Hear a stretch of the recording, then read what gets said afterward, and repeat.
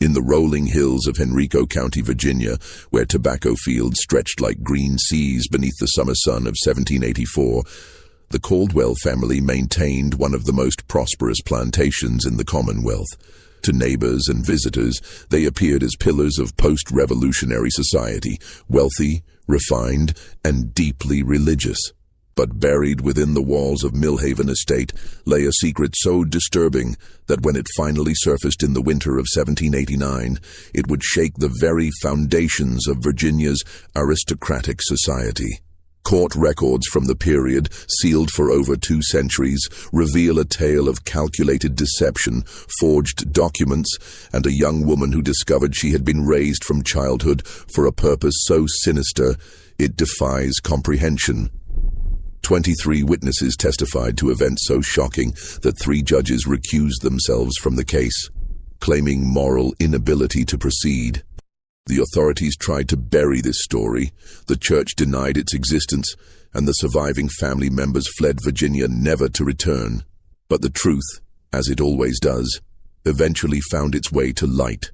Before we continue with the story of Elizabeth Hartwell and the Caldwell family's forbidden bond, I want you to know that this channel is dedicated to bringing you the darkest, most unsettling true stories from America's past. If you're new here, hit that subscribe button and ring the notification bell so you never miss our weekly deep dives into history's most chilling mysteries.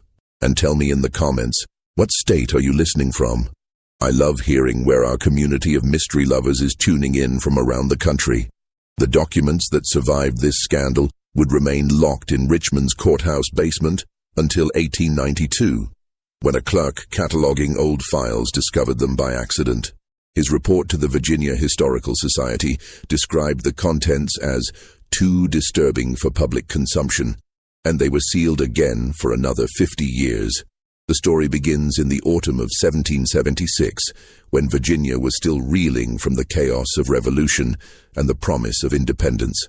Millhaven Estate, sprawling across nearly 3,000 acres of prime tobacco land, had been in the Caldwell family for 3 generations. The original land grant, signed by Governor Alexander Spotswood himself in 1722, had established the family as one of the colonial elite, a position they had maintained through careful marriages, shrewd business dealings, and an unwavering commitment to preserving their wealth and status. The patriarch, Jonathan Caldwell, was a man of considerable influence, a member of the Virginia House of Burgesses before the Revolution, a tobacco merchant with connections stretching from Richmond to London, and a widower whose wife Catherine had died in childbirth just months before the Declaration of Independence was signed. At 42, Jonathan possessed the kind of commanding presence that made men listen when he spoke, and women lower their eyes when he passed. Standing well over 6 feet tall, with dark hair that was just beginning to show silver at the temples, and eyes the color of winter steel, he had the bearing of a man born to authority.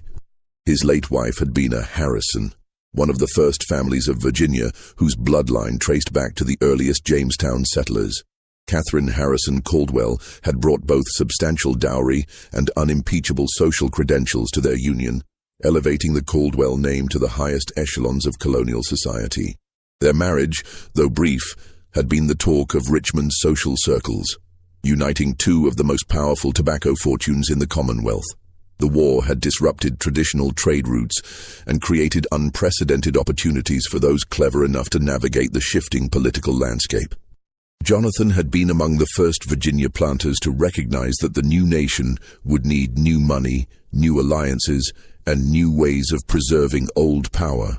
Unlike many of his fellow aristocrats who had remained loyal to the crown out of tradition, Jonathan had supported the revolution from the beginning, not out of idealistic fervor about liberty and democracy, but out of cold calculation. He understood that independence would mean new laws, new courts, and new opportunities for men with the intelligence to exploit them. His gamble had paid handsomely. When other planters struggled to find markets for their tobacco in the chaos of war, Jonathan had established connections with French merchants through contacts in Philadelphia. When currency became worthless, he had insisted on payment in gold and land deeds. When other estates fell into debt and ruin, Millhaven had prospered, expanding its holdings by purchasing adjacent properties at a fraction of their peacetime value. But prosperity brought its own challenges. Without a male heir, Jonathan faced the prospect of seeing Millhaven estate divided among distant cousins upon his death, a fate that his grandfather, the original Jonathan Caldwell, had warned against in letters that still resided in the family strongbox. The old man had been prescient about many things: the importance of land, the value of bloodline, and the absolute necessity of keeping family wealth consolidated at all costs. A fortune divided is a fortune destroyed, he had written in his final letter to his grandson. See that the Caldwell name and the Caldwell lands remain forever united, no matter what sacrifices this unity may require.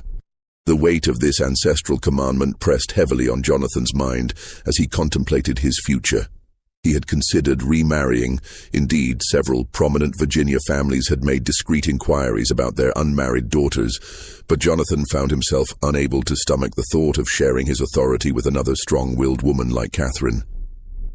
He had grown accustomed to absolute control over his domain, and the prospect of once again negotiating with a wife who possessed her own family connections and opinions about estate management held no appeal. More troubling still was the question of loyalty. Any woman he married would bring her own family's interests into the union, potentially diluting his focus on preserving the Caldwell legacy. What Jonathan needed was not a partner, but an instrument. Someone completely devoted to his vision, utterly dependent on his protection, and bound to him by ties that transcended mere marriage contracts. It was against this backdrop of calculation and ancestral obligation that fate, or perhaps something more deliberately orchestrated, brought Elizabeth Hartwell into Jonathan's life. November rain drummed against the windows of Millhaven's great house, with increasing intensity as the storm that would change everything gathered strength. Jonathan sat in his walnut-paneled study, reviewing shipping manifests by the light of 3 silver candelabras, French pieces that had been Catherine's contribution to the household furnishings. The room reflected his character perfectly, every book precisely arranged, every document filed according to his exacting system, every surface polished to mirror brightness by servants who knew their master's standards, brooked no compromise. The plantation ledgers spread before him told a story of almost unprecedented success. The tobacco harvest had exceeded all expectations. The new French contracts had proven more profitable than even his optimistic projections, and his investments in Richmond real estate were yielding returns that made him one of the wealthiest men in Virginia. Yet something gnawed at him as he worked, the persistent knowledge that all this wealth would be meaningless if he could not ensure its preservation for future generations. It was nearly midnight when Samuel Brigham, his overseer, appeared in the doorway. Brigham was a lean, weather-beaten man who had served the Caldwell family for over 20 years, first under Jonathan's father and now under Jonathan himself. His loyalty was absolute, his discretion unquestionable, and his willingness to carry out orders without asking uncomfortable questions had been tested and proven on numerous occasions. "Master Caldwell," Brigham said, his voice carrying an unusual gravity that immediately caught Jonathan's attention. "There's been an accident on the Richmond Road. A carriage overturned in the storm. Appears to be quality folk, sir." Jonathan set down his quill with deliberate care. Quality folk meant responsibility, especially for a man of his standing in the community. More importantly, they often meant opportunity. "How far from our gates?" "Perhaps 2 miles, sir, near Devil's Elbow where the road curves around the creek. The driver's dead, sir, and the gentleman and lady—" Brigham shook his head. "They were thrown clear when the carriage rolled, but they didn't survive the fall. The horses bolted, but we managed to retrieve the baggage." "Survivors?" "A child, sir. A girl, perhaps 10 or 11 years of age. She was thrown into the bushes, probably what saved her life. The girl keeps asking for her Uncle Thomas, but she's in shock, sir. Doesn't seem to recall much else about what happened." Jonathan's mind immediately began calculating possibilities. Orphaned children of quality families often presented interesting opportunities for a man with the resources and connections to exploit them properly. What of identification? Papers, letters, anything that might tell us who they were? Brigham's expression grew carefully neutral, an expression Jonathan recognized as indicating information his overseer preferred not to discuss in detail. Found some documents in the gentleman's coat, sir. Name appears to be William Hartwell, traveling with his wife Margaret and their daughter. They were carrying a considerable sum in gold, sir. Payment for land they were apparently planning to purchase in the Kentucky territories. The mention of gold sparked Jonathan's immediate interest, but it was Brigham's tone that caught his full attention. There was something the overseer wasn't saying directly, something that required a more private conversation. Bring the child here immediately, Jonathan instructed. See that she's cleaned, fed, and given dry clothing. And Samuel, he paused, meeting his overseer's eyes with a look that conveyed volumes without words. We'll discuss the other details of this unfortunate accident in private once the child is settled. What Jonathan saw when he entered the guest bedroom an hour later would remain etched in his memory forever. The child sat on the edge of the four-poster bed that had once belonged to his grandmother, still wearing a nightgown that Martha, the head house servant, had found for her. Despite her ordeal, there was something unmistakably refined about her bearing. The way she held her hands folded in her lap, the careful pronunciation of her words when she thanked Martha for the warm milk, the quality of her abandoned dress that now hung drying by the fire. But it was her face that truly captured Jonathan's attention.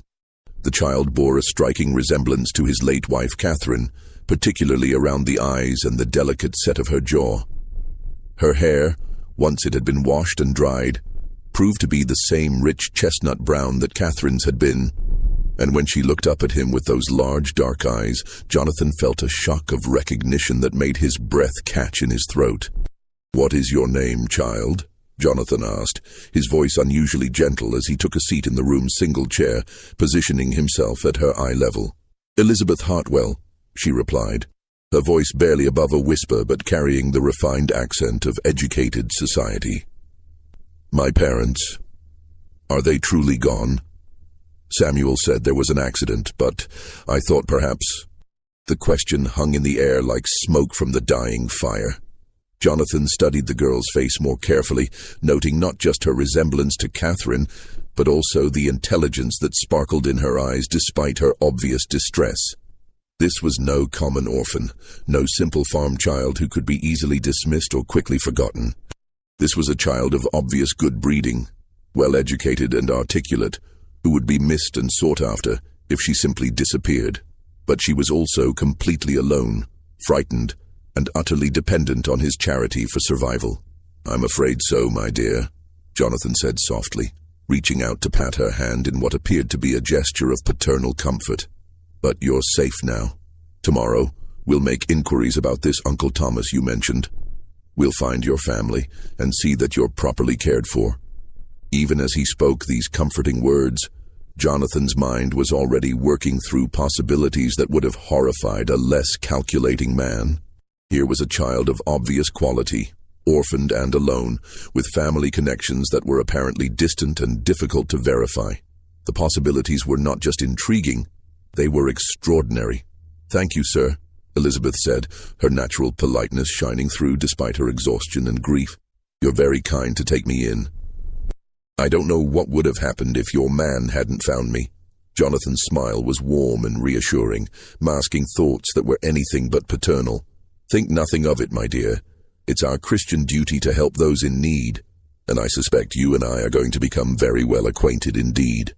That night, as Elizabeth slept in the guest room under the watchful eye of Martha, Jonathan met with Samuel Brigham in the estate's wine cellar, a location chosen specifically for its privacy and the impossibility of their conversation being overheard. What passed between them in that dimly lit stone chamber would set in motion events of unimaginable consequence. The first inquiry letter Jonathan wrote was never sent. Instead, it joined a growing collection of documents in a locked drawer of his study, documents that told a very different story than the one he presented to his neighbors and the local authorities. Through careful and methodical investigation, Jonathan learned that Elizabeth's parents, William and Margaret Hartwell, had indeed been traveling to meet relatives in the western counties when their fatal accident occurred.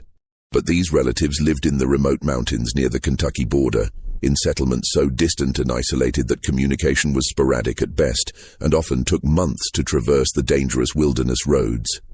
More importantly, the Hartwells had been relative newcomers to Virginia, having moved from Maryland just 5 years prior to establish a small but prosperous shipping business in Norfolk. This meant their local connections were limited, their social circle was small, and their sudden disappearance would likely be attributed to the dangerous conditions of frontier travel rather than foul play. Within a month of the accident, Jonathan had crafted a masterful deception that showcased both his intelligence and his complete lack of moral constraints. He presented himself to the county clerk as Elizabeth's appointed guardian, bearing carefully forged documents that claimed her mysterious Uncle Thomas had died of fever in the Kentucky wilderness just weeks before her parents' carriage accident. The timing was perfect, tragic enough to evoke sympathy, recent enough to explain why no one had been notified, and distant enough to make verification impossible. As her only surviving connection to Virginia society, Jonathan had graciously agreed to raise the girl as his ward, a charitable act that enhanced his reputation as a Christian gentleman while serving his own purposes perfectly. The county clerk, overwhelmed with the administrative chaos left by the war and impressed by Jonathan's standing in the community, accepted the documents without question and officially appointed him as Elizabeth's legal guardian. The transition was gradual and carefully orchestrated. Elizabeth, traumatized by her loss and isolated at the remote plantation, gradually began to accept Jonathan as her protector and benefactor. He hired Miss Adelaide Fenwick, an educated spinster from Richmond, as her tutor, ensuring that Elizabeth received an education appropriate to her station, while carefully controlling her exposure to the outside world. He ensured she was treated with kindness and respect by the household staff, provided her with beautiful clothing and books, and slowly began the process of molding her into something very specific to his needs. But Jonathan's plans required more than simple guardianship. In the winter of 1778, he made a trip to Richmond that would prove crucial to his ultimate design. There, in the elegant offices of his lawyer, Cornelius Vance, Jonathan executed a series of legal maneuvers that were breathtaking in their audacity and sophistication. Vance was a man who understood the value of discretion and the importance of asking no uncomfortable questions when dealing with clients of Jonathan's caliber. Short and precise, with thinning gray hair and the soft hands of a man who had never performed manual labor, he had built his practice on serving the complex legal needs of Virginia's plantation elite. His offices occupied the second floor of a federal-style building on Main Street, furnished with imported mahogany and lined with leather-bound legal volumes that represented decades of studying the intricacies of property law, inheritance rights, and marriage contracts. First, Jonathan had Vance draw up formal adoption papers, making Elizabeth legally his daughter and potential heir to his estate. The documents were masterpieces of legal precision, establishing not only his parental authority over her, but also her rights to inherit Millhaven estate in the absence of other direct heirs. To any casual observer, this appeared to be nothing more than the generous act of a childless widower providing security for an orphaned child. Second, and more remarkably, he had Vance prepare what appeared to be a standard marriage contract, but one with a peculiar provision that would only become significant years later. The contract was between Jonathan Caldwell of Millhaven Estate, Henrico County, and a young woman of suitable breeding and education to be determined at a future date.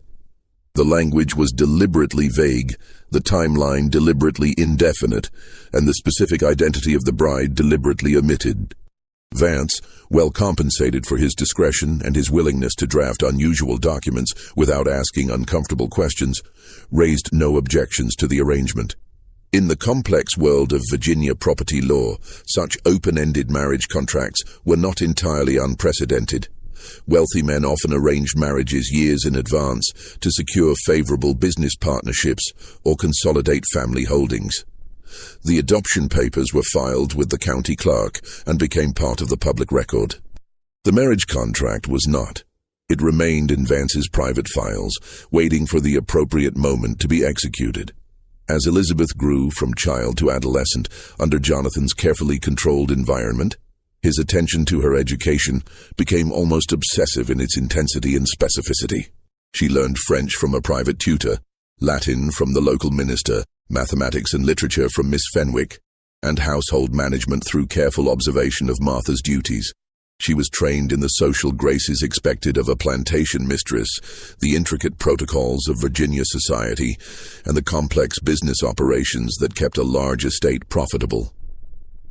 To outside observers, Jonathan was simply ensuring his adopted daughter would make a suitable match when she came of age, perhaps to a younger son of good family who needed a wife with property, or to a rising merchant who could benefit from connection to the Caldwell name. His dedication to her education was viewed as admirable, his paternal affection as touching, and his plans for her future as appropriately responsible. But there were other lessons, too. Subtle conditioning that began when Elizabeth was still too young to understand its implications. Jonathan frequently spoke of the importance of family loyalty above all else, of the sacred bonds that transcended conventional society, and of the biblical precedent for unusual family arrangements that served God's higher purposes. He told her stories of the patriarchs of old, men who had multiple wives and complex family structures that ensured the survival of their bloodlines through difficult times. He spoke often of the Caldwell family history, emphasizing the sacrifices that previous generations had made to preserve their land and legacy. He told her of ancestors who had died defending their property, of family members who had made difficult choices to ensure survival, and of the sacred obligation that each generation owed to those who came before and those who would come after. Gradually, almost imperceptibly, Jonathan began to emphasize Elizabeth's special role in this continuing saga. She was not merely his adopted daughter, he explained, but the key to preserving everything the Caldwell family had built over generations. She was intelligent enough to understand business, beautiful enough to reflect credit on the family name, and loyal enough to put family interests above personal desires. By 1782, when Elizabeth was 16 and blossoming into a young woman of remarkable beauty and intelligence, the psychological foundation of Jonathan's plan was nearly complete. She had been isolated from contact with young men her own age, told repeatedly that her destiny lay in preserving the Caldwell legacy, and gradually conditioned to see Jonathan not merely as her adoptive father, but as the center of her universe and the architect of her future. The final phase of Jonathan's plan began in the spring of 1784, when he announced to Elizabeth that he had received correspondence from a distant cousin who wished to arrange a marriage that would unite two branches of the Caldwell family and ensure the estate's preservation for future generations. The proposal, he explained, represented the culmination of years of careful planning and would secure her future while honoring the obligations she owed to the family that had raised her.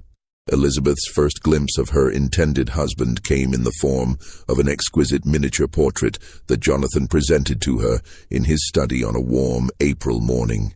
The painting, set in an ornate gold frame and obviously the work of a skilled artist, depicted a man who bore a striking resemblance to Jonathan himself. The same strong jaw, the same piercing dark eyes, the same air of quiet authority that seemed to emanate even from the small painted image. "His name is Jonathan Caldwell," her adoptive father explained, his voice carefully neutral as he watched her examination of the portrait. "He's a cousin from the western counties, a man of good character and substantial means who has built quite a successful tobacco operation in the mountains. The marriage would unite our family holdings and ensure that Millhaven Estate remains intact for future generations." Elizabeth studied the portrait with growing confusion, noting details that seemed somehow familiar yet impossible. The man's clothing was expensive but slightly outdated, his pose formal in the manner of portraits painted a decade earlier. Most puzzling of all was the uncanny resemblance to Jonathan, so striking that they could have been brothers rather than merely cousins. "But his name is the same as yours, Papa," she said, using the affectionate term she had called him since childhood. "How can this be? I thought our family naming customs were more varied." Jonathan's explanation was both brilliant and horrifying in its calculated simplicity. The cousin, he explained, had been named for the same ancestor, a common practice in colonial families seeking to honor their forebears and maintain connections across generations. This Jonathan Caldwell had inherited land in the Shenandoah Valley and had built a successful tobacco operation there, but he lacked the social connections and cultural refinement that came with generations of established wealth and position in Richmond society.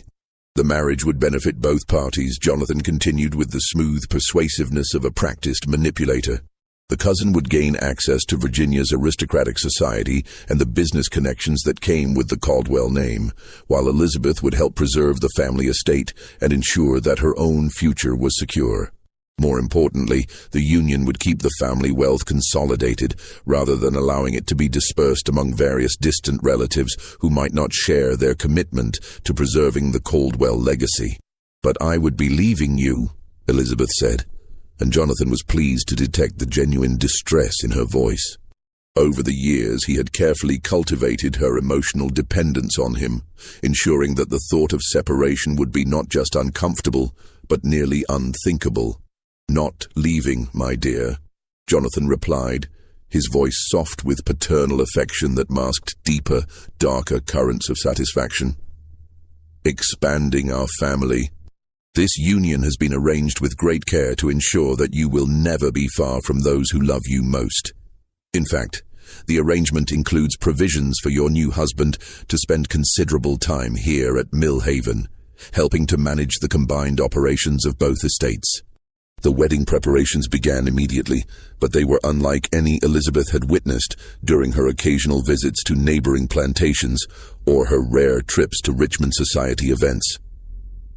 Rather than the grand public ceremony typical of Virginia plantation society, with its elaborate guest lists, weeks of festivities, and celebration that might involve hundreds of family friends and business associates, this would be a private affair, conducted at Mill Haven Estate with only a small number of carefully selected witnesses. Jonathan explained this unusual arrangement as a necessity of both practical and social considerations. Many prominent families remained scattered by the recent conflict. Travel was still dangerous in many areas, and the groom's family had expressed a preference for a simple ceremony that would not interfere with the complex business negotiations that were part of the marriage settlement. Additionally, the bride's orphan status made a large celebration inappropriate. It would be more seemly to conduct the ceremony with dignity and restraint rather than the elaborate festivities that might seem insensitive given her tragic background. As summer gave way to autumn, Elizabeth found herself increasingly troubled by aspects of the arrangement that didn't seem quite right, despite her respect for Jonathan's judgment and her gratitude for his care. The wedding invitations, which she was not permitted to see personally, were allegedly sent to the groom's family and various distant Caldwell relatives, but no responses ever arrived at Mill Haven. When she asked to read the letters of acceptance or regret that should have been flooding in from invited guests, Jonathan explained that such correspondence was being handled through his lawyer in Richmond to avoid burdening her with unnecessary details. When she requested permission to correspond with her intended husband before the ceremony, a reasonable desire that would allow them to become acquainted before their wedding day, Jonathan explained that the man was currently traveling on business throughout the Western Territories and preferred to maintain the traditional formality of limited contact before marriage. Such restraint, he assured her, was actually a mark of respect and serious intent rather than indifference. Most disturbing of all were the legal documents that Cornelius Vance brought to Mill Haven in September, riding out from Richmond in a hired carriage loaded with leather portfolios and mahogany document cases. Elizabeth was asked to sign various papers related to her inheritance rights, the marriage settlement, and the complex business arrangements that would unite the two branches of the Caldwell family. But when she attempted to read them carefully, both Jonathan and Vance assured her that the legal language was far too complex for anyone without legal training to understand properly. "These are merely formalities required by Virginia law," Vance explained in his precise professional manner. "Standard documents that establish your rights as both an heir to the Caldwell estate and as a bride entering into a marriage contract that involves substantial property considerations. Your signatures are necessary to make the arrangements legally binding, but the actual terms have been negotiated by your father and myself to ensure your complete protection." One document in particular caught Elizabeth's attention: a property deed that seemed to transfer her inheritance rights as Jonathan's adopted daughter to someone else entirely. When she questioned this alarming development, Jonathan's explanation was smooth and rehearsed. Upon her marriage, her legal status would change from daughter to daughter-in-law of the Caldwell family, and the paperwork simply reflected this transition while ensuring that her ultimate inheritance rights remained intact. But Elizabeth was more intelligent than Jonathan had perhaps anticipated, despite his years of careful conditioning. The education he had provided her included enough exposure to legal concepts and property law to recognize that something about these arrangements was fundamentally wrong. The language of the documents seemed deliberately obscure. The timing of the paperwork seemed rushed, and the explanations she received seemed designed to discourage further questions rather than provide genuine understanding. Late at night, in the privacy of her bedroom, she began to piece together a puzzle that would reveal the full horror of her situation. The truth began to unravel on a cold October evening when Elizabeth made a discovery that would change everything. Unable to sleep due to a combination of wedding anxiety and nagging doubts about the arrangements Jonathan had made, she had gone to his study to retrieve a volume of poetry, assuming he would be asleep. The great house was silent, except for the settling sounds of old timber and the distant whisper of wind through the bare branches outside. Instead of the empty room she expected, she found Jonathan working by candlelight, carefully reviewing documents spread across his mahogany desk in neat, precise rows. The scene was illuminated by 3 silver candelabras, casting dancing shadows across the walls lined with leather-bound books and family portraits that seemed to watch with disapproving eyes. As she approached to announce her presence, she glimpsed something that made her blood turn to ice and her breath catch in her throat. Among the papers was the miniature portrait of her intended husband, but beside it lay a small mirror, positioned so that Jonathan could compare his reflection to the painted image. Even more disturbing, she could see that he was making small adjustments to his hair and expression, apparently practicing to match the pose in the portrait as closely as possible. Elizabeth retreated silently, her heart pounding so loudly she was certain Jonathan would hear it, despite his apparent concentration. Her mind reeled as she tried to process what she had witnessed. The resemblance between Jonathan and the man in the portrait wasn't coincidental. It was identical because they were the same person. But how could this be? What possible explanation could there be for such an elaborate deception? The answer that came to her was so monstrous she could barely admit it to herself, yet it explained everything that had troubled her about the wedding arrangements. There was no cousin. There had never been a cousin. Jonathan intended to marry her himself, using a false identity to make the arrangement appear legitimate, while maintaining the legal fiction of their father-daughter relationship.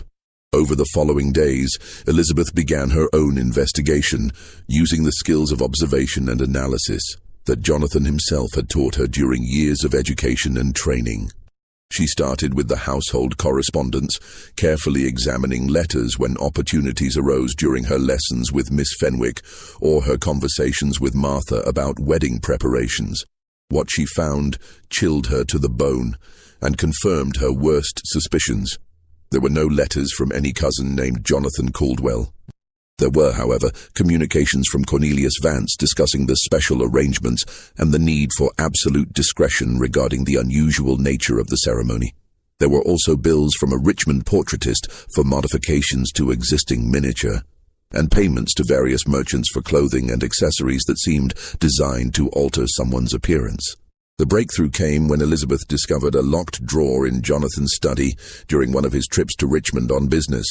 Using a hairpin and techniques she had learned from watching Martha repair household locks, she managed to open it while the house was busy with afternoon chores and her presence in the study would not be questioned. Inside, she found documents that revealed the true scope of his deception. The original inquiry letters about her parents that had never been sent, the forged guardianship papers establishing his authority over her, the fabricated correspondence supposedly from the fictional cousin expressing eagerness for the marriage, and most damning of all, detailed notes in Jonathan's handwriting outlining his plans for their wedding night and the years that would follow. But it was the marriage contract that revealed the full horror of her situation. The document, in Vance's careful legal handwriting, was between Jonathan Caldwell of Millhaven Estate, Henrico County, and Elizabeth Hartwell, legally adopted daughter of the aforementioned Jonathan Caldwell. There was no mention of any cousin. The groom and the adoptive father were explicitly identified as the same person. The implications crashed over Elizabeth like a wave of ice water, leaving her trembling and nauseated as she sat in Jonathan's chair reading documents that outlined her fate with businesslike precision. Every kindness he had shown her, every lesson he had taught, every moment of paternal affection had been calculated steps toward this ultimate violation. She had been groomed from childhood to become not just his heir, but his wife. A woman who would be simultaneously his daughter and his bride, ensuring that his bloodline would continue while his estate remained intact under his absolute control. The most terrifying aspect of the scheme was its legal sophistication and the complete helplessness it created for her. By adopting her first, Jonathan had established her inheritance rights and his paternal authority over her. By marrying her afterward, he would maintain control over the estate, while ensuring that any children born to the union would be indisputably legitimate heirs to the Caldwell fortune. In the complex legal landscape of post-revolutionary Virginia, where property rights were paramount and family bloodlines determined social standing, the arrangement was disturbing, but not necessarily illegal. Even more horrifying were Jonathan's notes about his long-term plans. He had calculated that Elizabeth's youth and his established position would allow them to present themselves as a conventional married couple when traveling or conducting business away from Millhaven. The adoption papers would remain filed but unmentioned. The marriage certificate would show only their names without reference to their previous relationship, and their children would grow up knowing Jonathan only as their father, never learning the truth about their mother's origins. That night, Elizabeth lay awake planning her escape, but as dawn approached, she realized the horrible truth. She had nowhere to go and no resources of her own. Jonathan had been meticulous in his isolation of her from the outside world. She had no friends her own age, no connections to families who might help her, no money or property in her own name. Even if she could prove what he intended to do, the very documents that would serve as evidence had been crafted to make her appear complicit in the arrangement. The wedding was scheduled for November 15th, just 3 weeks away. Time was running out, and Jonathan's trap was nearly perfect in its cruel completeness.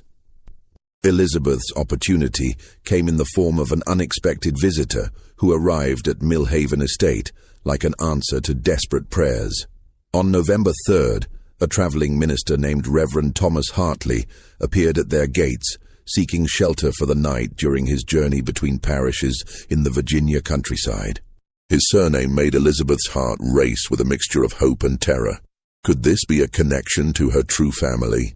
Reverend Hartley was a man of perhaps 50 years, with graying hair and the weathered complexion of someone who spent most of his time traveling rough roads between scattered settlements. His clothing marked him as a man of modest means, but respectable station, and his conversation during dinner revealed an extensive knowledge of Virginia families and their histories, knowledge that came from years of performing baptisms, marriages, and funeral services throughout the Commonwealth. During the evening meal served in Millhaven's formal dining room beneath portraits of Caldwell ancestors, Elizabeth listened intently as Reverend Hartley spoke of his travels throughout Virginia and the Carolinas. He told stories of frontier settlements, isolated plantations, and the challenges of ministering to communities scattered across hundreds of miles of wilderness. When Jonathan stepped away to instruct Samuel Brigham about accommodations for their guest, Elizabeth seized her chance. "Reverend Hartley," she said quietly, her voice carefully controlled despite the excitement and fear coursing through her. "Might I ask if you knew a family named Hartwell? I believe they may have been distant relations of mine." The minister's weathered face brightened with recognition and genuine warmth. "Indeed I did, child. William and Margaret Hartwell. Tragic loss. That carriage accident some years back. They were good people, faithful Christians who attended my services whenever they were in Norfolk on business. They spoke often of their daughter Elizabeth, a bright girl they were taking to live with Margaret's brother in the Kentucky territories after they concluded some business dealings in the West. Elizabeth's composure nearly shattered as she heard confirmation of facts that Jonathan had claimed were impossible to verify. Her brother, not her Uncle Thomas. Brother Thomas, yes. Thomas Whitfield was his name, though Margaret had kept her maiden name of Hartwell after marriage. Not uncommon in families where the woman brings substantial property to the union. Last I heard, he was still operating a trading post near Harrodsburg, still hoping for word of his sister's family. Quite worried about them, actually, since they never arrived for their planned meeting. "Why do you ask, child?" Before Elizabeth could respond, Jonathan returned to the dining room, and the conversation shifted to other matters. But Elizabeth had learned enough to confirm her worst fears, while simultaneously discovering that she had family, real family, still alive and searching for her, and the Uncle Thomas that Jonathan claimed had died was actually Margaret's brother. He bore a different surname entirely, and he was not only alive, but actively seeking information about her parents' fate. That night, Elizabeth made a desperate decision that would require every ounce of courage and intelligence she possessed. She would confront Jonathan directly, not to seek his mercy or attempt to negotiate her freedom, but to gather the evidence she would need to expose his crimes to Reverend Hartley. If she could convince the minister to carry word of her situation to the authorities in Richmond, she might have a chance to escape the trap that had been closing around her for 13 years. She waited until the household was asleep, then crept through the darkened corridors to Jonathan's study, where she knew he often worked late into the night, reviewing business correspondence and plantation records. She found him exactly as she had expected. Reviewing the final details of their wedding ceremony, the forged documents spread before him like the plans of a military campaign. When he looked up and saw her standing in the doorway, still wearing her white nightgown and wrapper, his expression shifted from surprise to something far more dangerous, a cold calculation that reminded her forcefully that she was completely alone with a man capable of murder. "Elizabeth," he said calmly, setting down his quill with deliberate precision, "you should be sleeping. Tomorrow we have many preparations to complete for our wedding ceremony." The possessive emphasis he placed on the word "our" sent a chill through her, but Elizabeth forced herself to remain steady. "There is no cousin," she said, her voice surprisingly strong despite the terror coursing through her veins. "There never was. You intend to marry me yourself." Jonathan's mask of paternal affection finally slipped completely, revealing the cold predator that had always lurked beneath the surface. The transformation was terrifying in its completeness. Gone was any pretense of fatherly love, replaced by the calculating gaze of a man whose carefully laid plans had been discovered, but who remained confident in his ability to control the situation. "You are more perceptive than I anticipated," he said, rising slowly from his chair. His imposing frame cast long shadows in the candlelight, and Elizabeth was reminded forcefully of how physically powerless she was against him. "Yes, there is no cousin.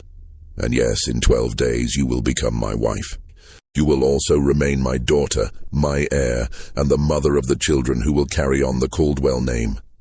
It is an arrangement that serves everyone's interests perfectly." "Everyone's interests but mine," Elizabeth replied, surprised by her own boldness in the face of such overwhelming danger. Jonathan's smile was cold as winter moonlight, devoid of any warmth or humanity. "Your interests are my interests, Elizabeth. They have been since the night I found you, orphaned and alone on the Richmond Road. Do you think your rescue was mere chance? Do you think I chose to raise you, educate you, and provide for you out of simple Christian charity?" The implication in his words hit Elizabeth like a physical blow, confirming suspicions she had barely dared to acknowledge. "The carriage accident, you knew about it beforehand. I arranged it," Jonathan said with the casual tone of a man discussing the weather. "Your parents were traveling with a considerable sum of money, payment for land they intended to purchase in Kentucky. My men were instructed to waylay the carriage and retrieve the funds, but you were an unexpected bonus. When I saw how remarkably you resembled my dear Catherine, I realized Providence had provided me with something far more valuable than mere gold." The full horror of her situation crystallized in that moment with stunning clarity. Her parents hadn't died in a random accident. They had been murdered on Jonathan's orders for their money. She had been kidnapped, not rescued.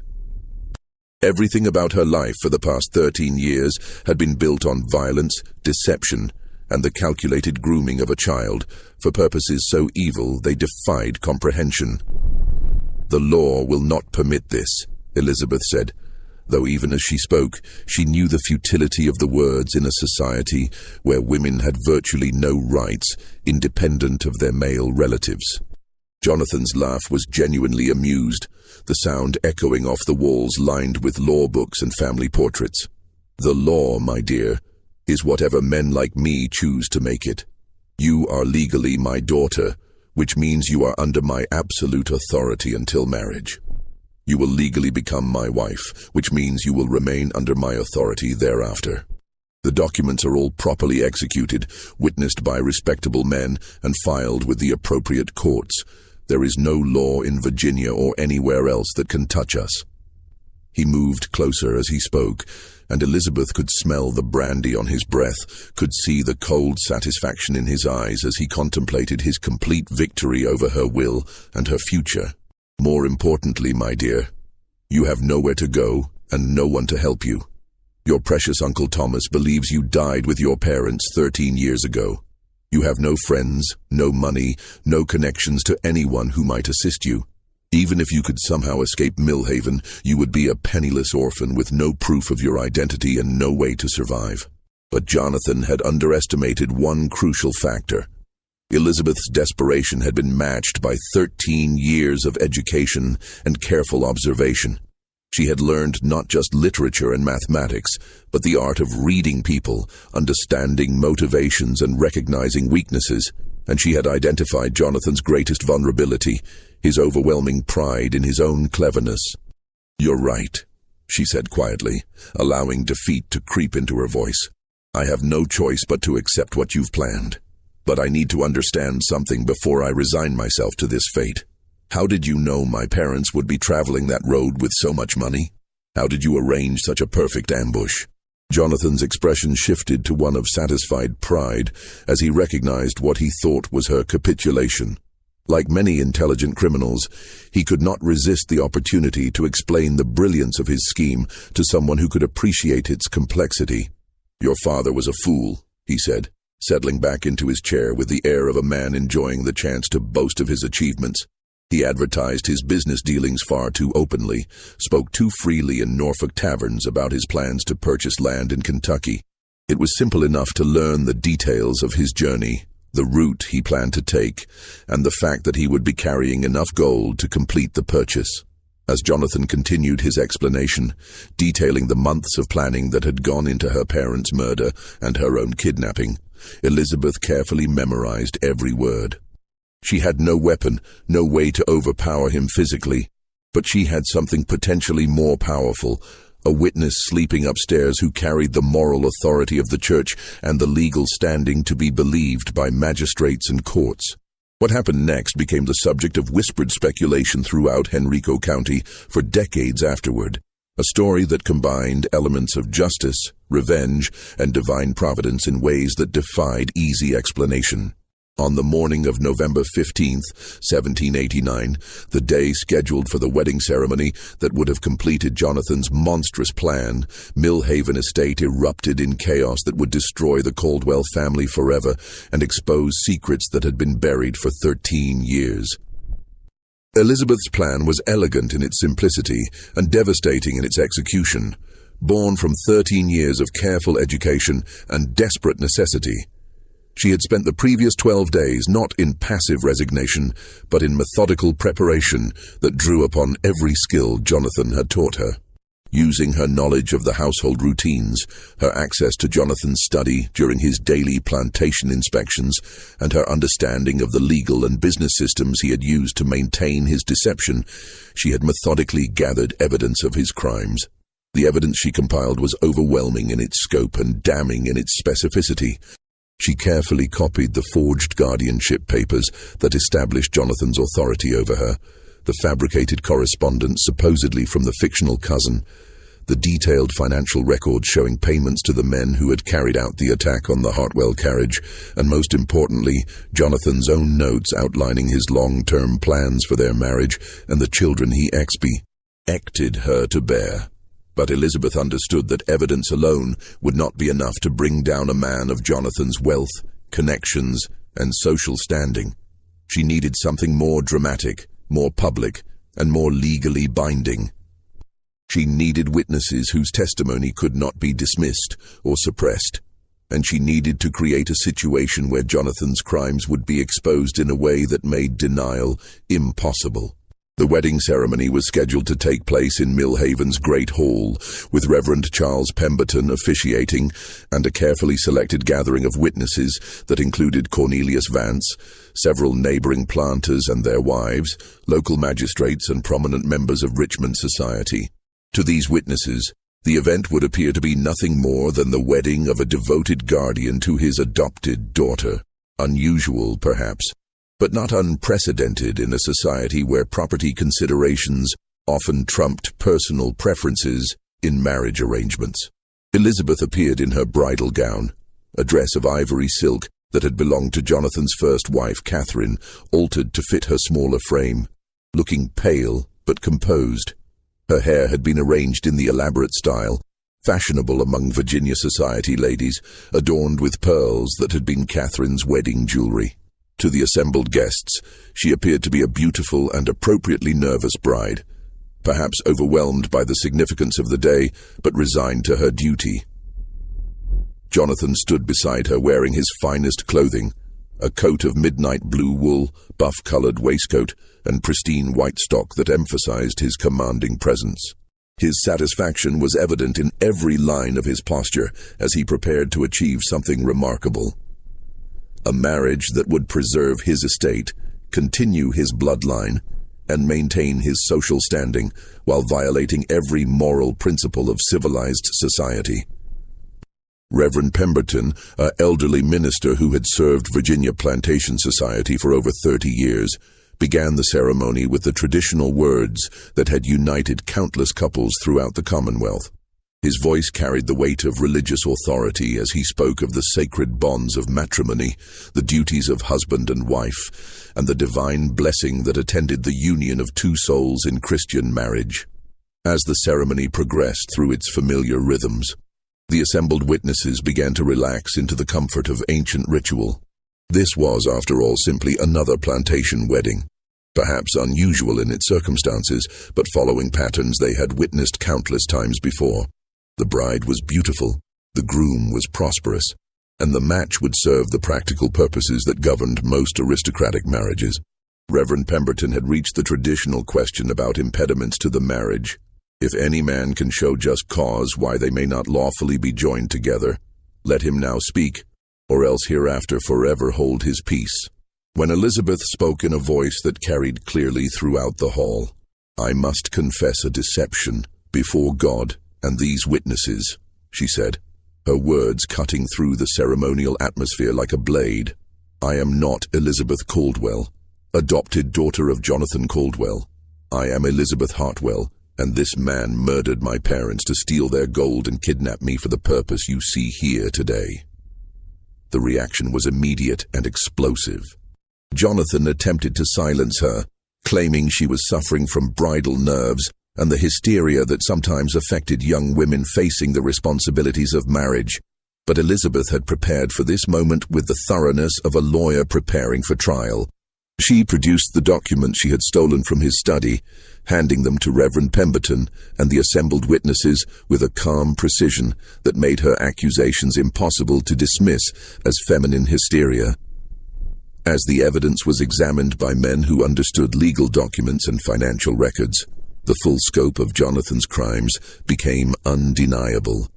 The forged adoption papers, with their careful alterations and fabricated signatures, the correspondence planning her parents' murder written in Jonathan's own hand, the financial records showing payments to Samuel Brigham and others for special services rendered on the Richmond Road, the detailed notes outlining his grooming of Elizabeth from childhood for this ultimate violation.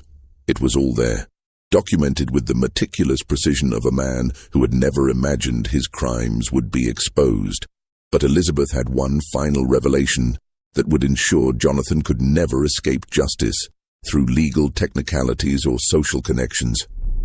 "There is one more crime you must know about," she announced, her voice steady despite the magnitude of what she was revealing. Mr. Caldwell's first wife, Catherine, did not die in childbirth as he has claimed to this community for 13 years. I found her diary hidden in the basement of this house, along with correspondence from Dr. Marcus Fleming of Richmond describing symptoms consistent with arsenic poisoning. She died by poison, administered by her husband when she discovered his affairs with slave women and threatened to expose him to Richmond society. The accusation of uxoricide, wife murder, combined with the evidence of Elizabeth's kidnapping and the murder of her parents, created a scandal that even Jonathan's wealth and connections could not suppress. Several of the witnesses were magistrates themselves, men whose legal training enabled them to recognize the validity of the evidence Elizabeth had presented. They immediately placed Jonathan under arrest, pending a formal investigation, despite his protests and attempts to claim that the entire affair was a misunderstanding orchestrated by a mentally unstable young woman. The trial that followed became one of the most sensational in Virginia's early history, attracting attention from newspapers as far away as Philadelphia and Boston. Jonathan attempted to mount a defense based on claims that Elizabeth was mentally unstable, that the documents were forgeries created by disgruntled servants, and that the entire affair was a conspiracy designed to steal his property. But the evidence was overwhelming. Elizabeth's testimony was delivered with calm intelligence and supported by physical proof, and even Jonathan's former allies in Virginia society began to distance themselves from a man whose crimes had become impossible to deny. The prosecution, led by Virginia's most prominent legal minds, painted a picture of calculated evil that shocked even hardened observers. Here was a man who had murdered 3 people for money, kidnapped a child, and spent 13 years grooming her for sexual exploitation while maintaining the facade of Christian respectability. The case became a symbol of the corrupting influence of unchecked power and the importance of protecting society's most vulnerable members from those who would exploit them. Jonathan was convicted on multiple charges: murder in the first degree for the deaths of William and Margaret Hartwell, kidnapping and false imprisonment for his treatment of Elizabeth, fraud for the forged documents, and murder in the first degree for the death of his wife Catherine. The sentence was death by hanging, carried out in Richmond on March 15, 1790, before a crowd that included many of the same society figures who had once competed for invitations to Millhaven Estate. Elizabeth used her inheritance, legally hers as Jonathan's adopted daughter and the sole surviving victim of his crimes, to track down her uncle Thomas Whitfield in the Kentucky territories. The journey took 3 months and required the assistance of federal marshals, but she eventually found him still operating his trading post near Harrodsburg, still hoping for word of his lost family members. Their reunion was tearful and joyful, but Elizabeth carried scars that would never fully heal. She had survived 13 years of psychological manipulation and had narrowly escaped a fate worse than death. But the experience had changed her in fundamental ways. She possessed a hard-won understanding of human evil and a determination to prevent other children from suffering similar fates. She never married, despite receiving numerous proposals from men who were attracted by her beauty, her intelligence, and her substantial inheritance. The very idea of placing herself under a man's legal authority remained too frightening, too reminiscent of the trap from which she had barely escaped. Instead, she devoted her life and fortune to establishing schools for orphaned children throughout Kentucky and Virginia, creating institutions where vulnerable young people could receive education and protection without being exploited by those who claimed to care for them. The schools she founded became models for child welfare throughout the expanding nation, emphasizing not just education, but also legal protections for orphans and systems for verifying the backgrounds of those who sought to adopt or employ children. Her work influenced the development of legal safeguards that would protect countless children in the decades that followed. Elizabeth died in 1847 at the age of 81, surrounded by some of the hundreds of children whose lives she had saved and improved over the decades. Her funeral was attended by governors, senators, and prominent citizens from across the nation, all paying tribute to a woman who had transformed personal tragedy into a lifetime of service to others. Millhaven estate was sold to pay legal debts and victim compensation, but the great house stood empty for years before finally being demolished. Local residents reported that crops would not grow properly on the land where it had stood, and livestock refused to graze in the fields where Jonathan had planned his crimes. The property remained vacant for over a century, eventually becoming part of a state forest where visitors today can still find the old foundation stones, though few know the dark history they represent. The Caldwell name disappeared from Virginia society entirely. Distant relatives changed their surnames or moved to other states, unable to bear the stigma of association with Jonathan's crimes. The family's place in the social hierarchy that had seemed so secure, so permanent, vanished completely within a single generation, proof that even the most carefully constructed facades of respectability cannot ultimately withstand exposure to the truth. Samuel Brigham, Jonathan's overseer who had participated in the murders, was tried separately and hanged 6 months after his master. Cornelius Vance, the lawyer who had facilitated the legal deceptions, was disbarred and fled Virginia to avoid prosecution, though he was eventually tracked down and imprisoned for fraud and conspiracy. The case became a cautionary tale told in law schools and theological seminaries, an example of how corruption and abuse of power can flourish when society fails to protect its most vulnerable members. Elizabeth's courage in exposing the truth, despite the personal risk and the overwhelming power of her oppressor, became an inspiration for reformers working to establish legal protections for women and children. This story shows us how evil can hide behind masks of respectability and social standing, how vulnerable people can be exploited by those who claim to protect them, and how courage and intelligence can ultimately triumph over even the most carefully planned crimes.